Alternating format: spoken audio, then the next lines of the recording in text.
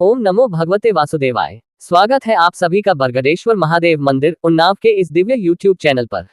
आज हम सुनने जा रहे हैं ब्रह्मपुराण का अद्भुत प्रसंग, तपस तीर्थ, इंद्र तीर्थ और वृषाकपि एवं अब्जक तीर्थ की महिमा। अध्याय 57। यदि आप भी ऐसे ही दिव्य पुराण प्रसंगों को सुनना चाहते हैं तो हमारे चैनल बरगदेश्वर महादेव मंदिर उन्नाव को सब्सक्राइब करें। हर दिन शाम 5 बजे हमारे चैनल पर आपको ब्रह्मपुराण कथा सुनने को मिलेगी और धीरे धीरे हम सभी 18 पुराणों की कथाएं आप तक लेकर आएंगे। अगर आपको किसी विशेष पुराण या प्रसंग से जुड़ी जानकारी चाहिए तो कमेंट में जरूर पूछें, हम आपकी जिज्ञासाओं का समाधान अवश्य करेंगे। तो आइए शुरू करते हैं दिव्य कथा।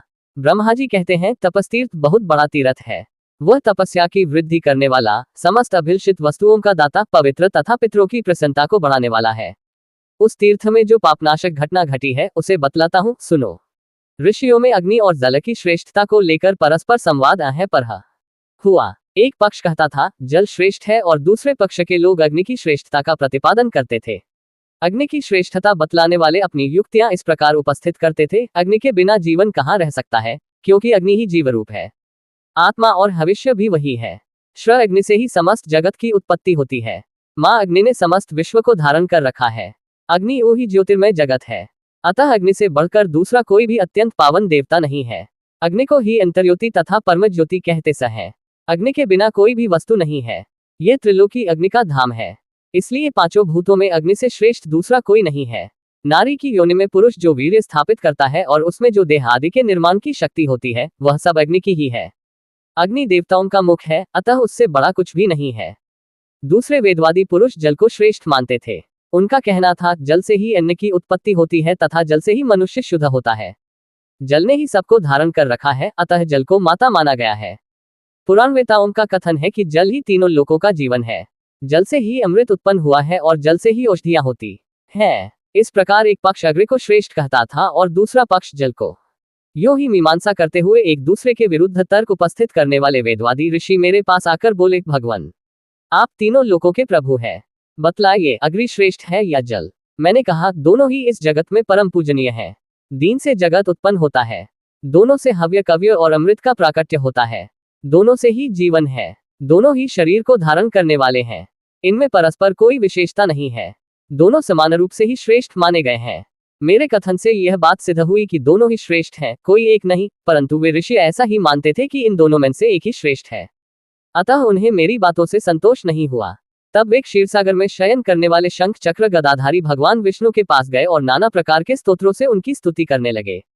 ऋषि बोले, जो भविष्य में होने वाला है, जो जन्म ले चुका है तथा जो अभी गुहा गर्भ में प्रविष्ट हुआ है, उस संपूर्ण भुवन को जो सदा अपनी ज्ञान दृष्टि में रखते हैं, ये चित्र विचित्र रूपों वाली समस्त त्रिलोकी अंत में जिनके भीतर लीन होती है, जिन्हें महर्षिगण अक्षर सनातन अप्रमेय तथा वेदवेद्य बतलाते हैं, जिनकी शरण में गए हुए प्राणी अपने अभीष्ट पदार्थ को प्राप्त कर न लेते हैं, उन परमार्थ वस्तु रूप परमेश्वर की हम शरण लेते हैं। जगन निवास महाभूतमय जगत में जो भूत सबसे प्रधान और श्री विष्णु का स्वरूप है, जिसे योगी भी नहीं जान पाते, उसी का प्रतिपादन करने के लिए ये महर्षिगण यहाँ आए हुए हैं। आप यहाँ सत्य को प्रकट कर दें। जगदीश्वर आप संपूर्ण देहधारियों के अंतरात्मा हैं। आप ही सब कुछ हैं। आप में ही यह संपूर्ण जगत स्थित है। तथापि कितने आश्चर्य की बात है कि प्रकृति से सब प्रभावित होने के कारण कोई कहीं भी आपकी सत्ता का अनुभव नहीं करते। वास्तव में आप बाहर और भीतर सब ओर विद्यमान हैं। संपूर्ण विश्व के रूप में आप ही सब ओर उपलब्ध हो रहे हैं। ऋषियों के इस प्रकार स्तुति करने पर जगत जननी दैवी वाक आकाशवाणी ने कहा, तुम लोग तपस्या, भक्ति और नियम के साथ दोनों की आराधना करो। जिसकी आराधना से पहले सिद्धि प्राप्त हो वही भूत सबसे श्रेष्ठ कहा जाएगा। बहुत अच्छा कहकर संपूर्ण लोकमान्य महर्षि वहां से चल दिए। वे थक गए थे। उनका अंतःकरण खिन्न हो रहा था। उन्होंने उत्तम वैराग्य का आश्रय लिया और तपस्या करने का दृढ़ संकल्प लेकर वे सब लोग त्रिभुवन को पवित्र करने वाली जगत जननी गौतमी के तट पर आए और जल देवता तथा अग्निदेवता की पृथक पृथक पूजा करने को उद्यत हुए। जो अग्नि के पूजक थे वे जल के पूजन में प्रवृत्त हुए। उस समय वहां वेदमाता दैवी वाणी सरस्वती ने फिर कहा, जल से ही शुद्धि होती है। जो अग्नि के पूजक हैं वे विचार तो करें, बिना जल का पूजन कैसा। जल होने पर ही मनुष्य सब कर्मों के अनुष्ठान का अधिकारी होता है। वेदवेता पुरुष जब तक शीतल जल में श्रद्धापूर्वक स्नान नहीं कर लेता, तब तक अपवित्र, मलिन एवं शुभ कर्म का अधिकारी रहता है। इसलिए जल सबसे श्रेष्ठ है। उसे माता की पदवी दी गई है। अतः जल ही श्रेष्ठ है। वेदवादी ऋषियों ने यह आकाशवाणी सुनी। इससे उन्हें निश्चय हो गया कि जल ही श्रेष्ठ है। जिस तीर्थ में ये ऋषि सत्र संपन्न हुआ उसे तपस्तीर्थ और सत्रतीर्थ भी कहते हैं। अग्नितीर्थ और सारस्वत तीर्थ भी उसी के नाम है। वहां 1400 पुण्यदायक तीर्थों का निवास है। उनमें किया हुआ स्नान और दान स्वर्ग एवं मोक्ष की प्राप्ति कराने वाला है। जहां आकाशवाणी ने ऋषियों का संदेह निवारण किया था, वहां सरस्वती नाम की नदी प्रकट हुई, जो गंगा में मिली है। सरस्वती और गंगा के संगम का महात्म्य बतलाने में कौन मनुष्य समर्थ हो सकता है। गौतमी तट पर इंद्रतीर्थ के नाम से जो प्रसिद्ध तीर्थ है, वही वृषाकपि तीर्थ भी है। उसे ही फेर संगम, हनुमत तीर्थ तथा अब्जक तीर्थ भी कहते हैं। वहां भगवान त्रिविक्रम का निवास है। उस तीर्थ स्नान और दान करने से संसार में लौटना नहानी पड़ता। अब वहां का वृतांत बतलाते हैं। गंगा दक्षिण और उत्तर तट पर इंद्रेश्वर तीर्थ है। पूर्व काल में नमुची नामक दैत्य देवराज इंद्र का प्रबल शत्रु को था। वह मद से उन्मत्त रहता था। एक बार इंद्र के साथ उसका युद्ध हुआ। इंद्र ने फेन से उसका दमस्तक काट डाला। वह वज्रोरूपधारी फेन शत्रु का मस्तक काटने के पश्चात गंगा के दक्षिण तट पर सी गिरा और पृथ्वी को छेद कर रसातल में समा गया। रसातल में जो गंगा जी का जल है, वह संपूर्ण नीय विश्व को पवित्र करने वाला है। वज्र ने पृथ्वी को शूर छेद कर जो मार्ग बना दिया था, उसी मार्ग से वह प्रमा पाताल गंगा का जल पृथ्वी के ऊपर निकल आया और उसी को फेना नदी कहते हैं। गंगा जी के साथ जो उसका पवित्र संगम हुआ है, वह संपूर्ण विश्व में विख्यात है। गंगा यमुना के संगम की भांति वह भी समस्त पापों का नाश करने वाला है। वहां स्नान करने मात्र से हनुमान जी की उपमा था, जिनका मुख बिलाव सा हो गया था, उस संकट से मुक्त हुई थी। उस तीर्थ को माजार तीर्थ और हनुमत तीर्थ भी कहते हैं। उसका उपाख्यान पहले कहा जा चुका है। अब वृषाकपि और अब्जक तीर्थ की कथा सुनो। हिरण्य नाम से विख्यात एक दैत्यों का पूर्वज था। वह तपस्या करके संपूर्ण देवताओं से अजय हो गया था। हिरण्य बड़ा भयंकर दैत्य था। उसका बलवान पुत्र महाशनि के नाम से विख्यात था। वह भी देवताओं के लिए सदा दुर्जय था।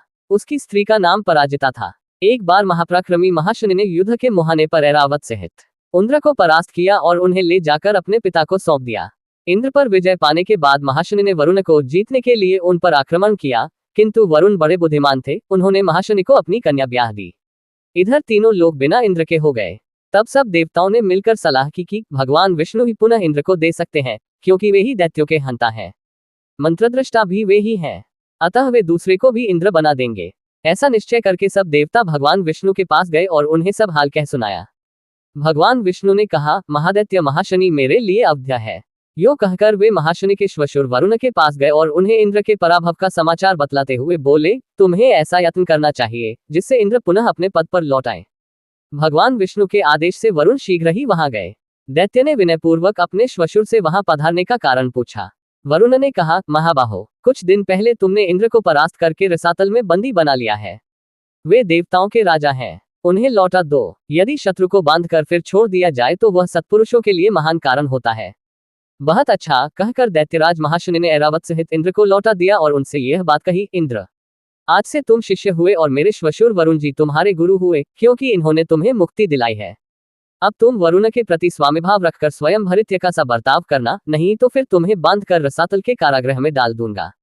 इस प्रकार इंद्र को फटकार कर उसने बारंबार हंसते हुए कहा, जाओ जाओ, वरुण जी का सदा आदर करना। इंद्र अपने घर आए। वे अपमानपूर्ण लज्जा से काले पड़ गए थे।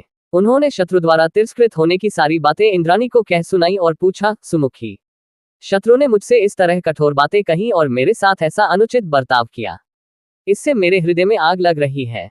तुम ही बताओ कैसे अपने हृदय को शीतल करूं। इंद्राणी ने कहा, बलसूदन, मैं दानवों की उत्पत्ति, पराजय, माया, वरदान तथा मृत्यु सब जानती हूँ। महाशनि को तपस्या से ही यह शक्ति प्राप्त हुई है। तपस्या से कुछ भी असाध्य नहीं है। यज्ञ कर्म से कोई बात असंभव नहीं है। जगन्नाथ भगवान विष्णु तथा विश्वनाथ शिव की भक्ति से कोई भी कार्य ऐसा नहीं है जो सिद्ध न हो सके। एक प्राणनाथ, मैंने और भी एक बहुत सुंदर बात सुन रखी है। कारण कि स्त्रियां ही स्त्रियों के स्वभाव को जानती हैं। प्रभो, भूमि तथा जल की अधिष्ठात्री देवियों के द्वारा कोई भी कार्य असाध्य नहीं है। तपस्या अथवा यज्ञ आदि उन्हीं दोनों के सहयोग से होते हैं। उसमें भी जो तीर्थ भूमि हो वहीं आप चले। उस स्थान पर भगवान विष्णु तथा शिव की पूजा करके संपूर्ण अभीष्ट वस्तुएं प्राप्त कर लेंगे। मैंने ये भी सुना है कि जो स्त्रियां पतिव्रता हैं, वे ही सब कुछ जानती हैं। उन्होंने ही चराचर जगत को धारण कर रखा है। पृथ्वी पर सबसे सारभूत स्थान है दंडकवन। वहां जगत जननी गंगा बहती है। वहीं चलकर आप दीन दुखियों की पीड़ा दूर करने वाले जगदीश्वर श्री विष्णु अथवा शिव की आराधना करें। दुख के समुद्र में डूबने वाले अनाथ मनुष्यों को श्री शिव तथा श्री विष्णु अथवा गंगा के सिवा दूसरा कोई कहीं भी शरण देने वाला नहीं है। अतः एकाग्रचित होकर पूर्ण प्रयत्न करके आप इनको संतुष्ट करें। मेरे साथ रहकर भक्ति, स्तोत्र तथा तपस्या के द्वारा इनकी आराधना करें। तत्पश्चात भगवान शिव और विष्णु के प्रसाद से आप कल्याण के भागी होंगे। बिना जाने किया हुआ कर्म कर्मनिष्ठ पुरुष को 1 गुना फल देता है। उसके विधि विधान और तत्व को अच्छी प्रकार जानकर करने से 100 गुना फल मिलता है और पत्नी के साथ उसका अनुष्ठान करने से वही कर्म अनंत फल देने वाला होता है। गृहस्थ पुरुष के सब कार्यों में यहाँ पत्नी ही सहायता करने वाली है। उसके सहयोग बिना छोटे से छोटे कार्य भी सिद्ध नहीं होते। नाथ, पुरुष अकेले जो कर्म करता है उसका आधा फल ही उसे मिलता है, किंतु पत्नी के साथ जो कर्म किया जाता है उसका पूरा फल पुरुष को प्राप्त होता है। सुना जाता है दंडकारण्य में सरिताओं में श्रेष्ठ गौतमी गंगा बहती है। वे समस्त पापों का नाश करने वाली तथा संपूर्ण अभिलषित वस्तुओं को देने वाली है। अतः मेरे साथ वहां चलिए और महान फलदायक पुण्य कर्म का अनुष्ठान कीजिए। इससे आप संग्राम में अपने शत्रुओं का संहार करके महान सुख के भागी होंगे। अच्छा, ऐसा ही करूंगा, यो कहकर अपने गुरु बृहस्पति और पत्नी शची को साथ ले इंद्र जगज्जननी गौतमी के तट पर गए। दंडकारण्य के भीतर उनकी पावन धारा का दर्शन करके इंद्र को बड़ी प्रसन्नता हुई। उन्होंने देवाधिदेव शिव को प्रसन्नता के लिए तपस्या करने का विचार किया।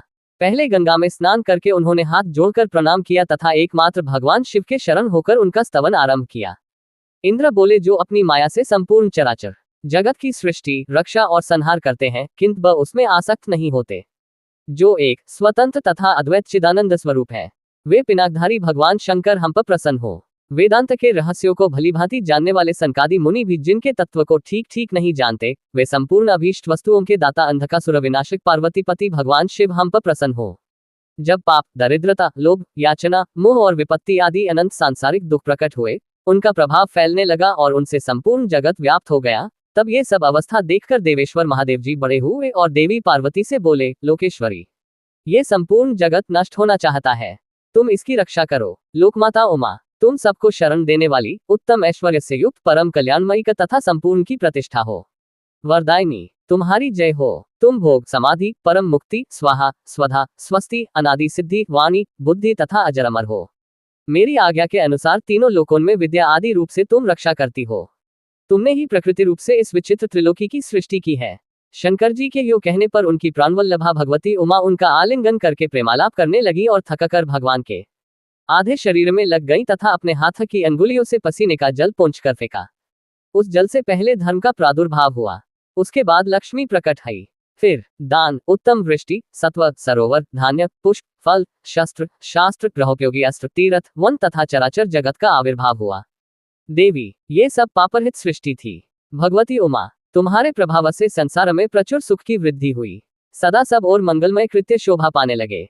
जगदम्ब, तुम संपूर्ण जगत की स्वामिनी हो और हम भय से डरे हुए हैं, अतः तुम हमारी रक्षा करो। कोई तर्क करते करते मोहित हो जाते हैं और कोई उसी में लीन रहते हैं, परंतु हम तो शिव और शक्ति के सुंदर अद्वैत रूप को सर्वदा नमस्कार करते हैं।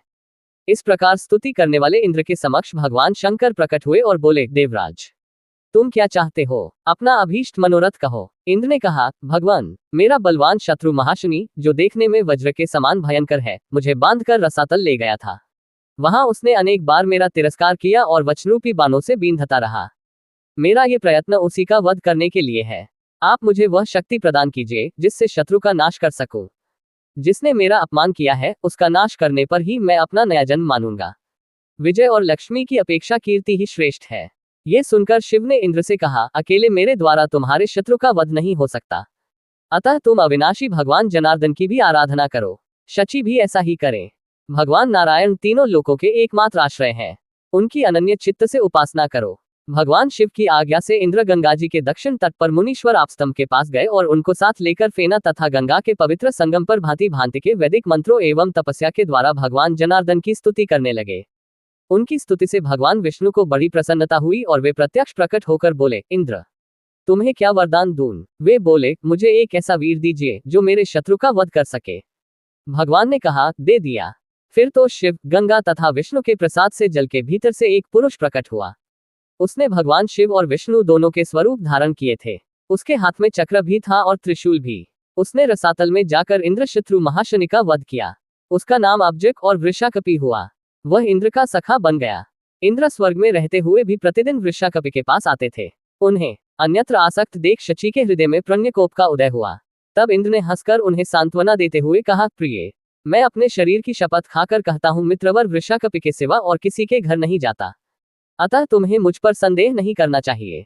तुम पतिव्रता और मेरी प्रियतमा हो। धर्म करने तथा उचित सलाह देने में मेरी सदा सहायता करती हो। साथ ही संतानवती और कुलीन भी हो। फिर तुम्हारे सिवा दूसरी कौन स्त्री मेरी प्रियतमा हो सकती है। तुम्हारे ही उपदेश से मैं महानदी गौतमी गंगा के तट पर गया और वहां भगवान विष्णु, शिव तथा मित्र वृषाकपि के प्रसाद से दुखसागर के पार हुआ और अब यहाँ राज्य से च्युत न होने वाला इंद्र हूँ। ये सब तुम्हारे सहयोग का फल है। जहाँ स्वामी के चित्त का अनुसरण करने वाली पतिव्रता स्त्री हो, वहां कौन सा कार्य असाध्य है। वहां तो मोक्ष भी दुर्लभ नहीं है। फिर अर्थ, काम आदि की तो बात ही क्या है। पत्नी भी परम मित्र है। वह लोक और परलोक दोनों में हितकारिणी होती है। पत्नी भी यदि कुलीन, प्रिय बोलने वाली, पतिव्रता, रूपवती, गुणवती तथा संपत्ति और वित्त में समान रूप से साथ देने वाली हो तो उसके द्वारा इस त्रिलोकी में कुछ भी असाध्य नहीं है। प्रिय, तुम्हारी बुद्धि से ही मुझे यह मंगलमय अवसर प्राप्त हुआ है। अब तो तुम जो कहो वही मुझे करना है और कुछ नहीं। परलोक और धर्म के लिए उत्तम पुत्र के समान कोई सहायक नहीं है। संकट में पड़े हुए पुरुष के लिए स्त्री के समान दूसरी कोई औषधि नहीं है।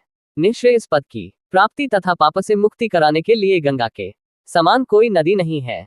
धर्म, अर्थ, काम और मोक्ष की सिद्धि तथा पाप से छुटकारा पाने के लिए श्री शिव और श्री विष्णु के एकत्व ज्ञान से बढ़कर दूसरा कोई साधन नहीं है।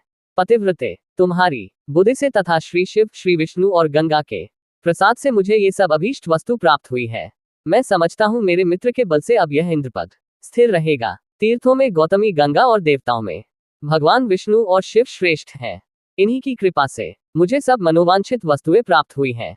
यह त्रिलोक विख्यात तीर्थ मेरी प्रसन्नता को बढ़ाने वाला है। अतः मैं क्रमशः संपूर्ण देवताओं से ये प्रार्थना करता हूँ, महर्षिगण, गंगा, विष्णु, शिव भी मेरी प्रार्थना का अनुमोदन करें। देवताओं, गंगा के दोनों तटों पर एक और इंद्रेश्वर तीर्थ है और दूसरी ओर अब्जक तीर्थ। इंद्रेश्वर में भगवान शिव रहते हैं और अब्जक में साक्षात भगवान विष्णु। वे अपनी उपस्थिति से दंडकवन को पवित्र करते हैं। इनके बीच में जो तीर्थ हैं वे सब पुण्यदायक हैं। उनमें स्नान करने मात्र से सबकी मुक्ति होती है। पापी पाप से मुक्त होते हैं और धर्मात्मा पुरुष अपनी 5-5 पीढ़ी के पितरों से परम मोक्ष के भागी होते हैं। यहाँ आकर जो लोग याचकों को तिल भर भी दान करते हैं, वह दान दाताओं के लिए अक्षय होता है तथा मनोवांछित भोग और मोक्ष प्रदान करता है। यहाँ भगवान श्री विष्णु और शिव के उपाख्यान को जानकर स्नान करने से मुक्ति प्राप्त होती है। यह उपाख्यान धन, यश, आयु, आरोग्य और पुण्य की वृद्धि करने वाला है। जो लोग इस तीर्थ के महात्म्य को सुनते और पढ़ते हैं वे पुण्य के भागी होते हैं। उन्हें यही इसी जीवन में भगवान विष्णु और शिव की स्मृति प्राप्त होती है, जो समस्त पापराशि का संहार करने वाली है तथा जिसके लिए जितेंद्रिय एवं मनोजयी मुनि भी प्रार्थना करते रहते हैं। इंद्र के इस कथन का अनुमोदन करते हुए देवताओं और ऋषियों ने कहा, ऐसा ही होगा। यदि आपको हमारे वीडियो ज्ञानवर्धक लगे तो लाइक, शेयर और सब्सक्राइब करना न भूलें, ताकि अधिक से अधिक लोग पुराणों की इस अमृतधारा से जुड़ सकें। अगर ये जानकारी पसंद आए हो तो हमारे चैनल बरगदेश्वर महादेव मंदिर उन्नाव को लाइक, शेयर और सब्सक्राइब करना न भूलें। फिर मिलेंगे नई जानकारी के साथ।